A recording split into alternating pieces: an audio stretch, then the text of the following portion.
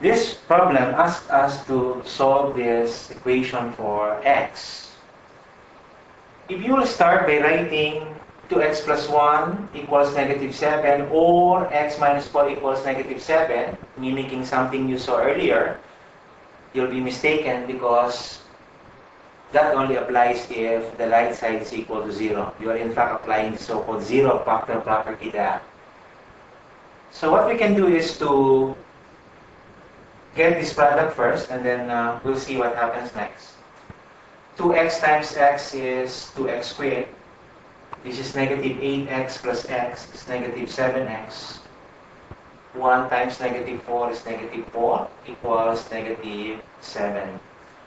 Using the addition property, we can have 2x squared minus 7x minus 4 plus 7 is positive 3 equals 0. Now the right side is equal to 0. Let's try factoring this trinomial.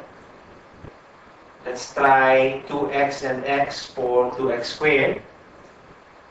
For 3, let us try 1 and 3 and see if we'll have a 7x in the middle term.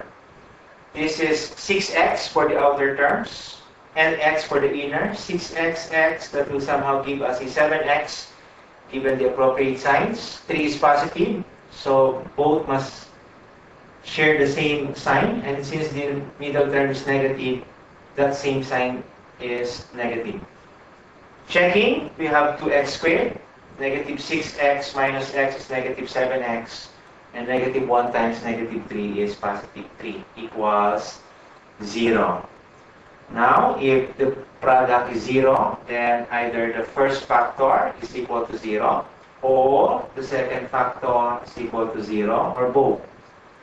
From here, using the addition property, you have 2x equals 1, and dividing both sides by 2, you have x equals 1/2. And from the other possibility, x minus 3 equals 0, you have x equals 3. So, 3 and 1/2 are the solutions to the original equation.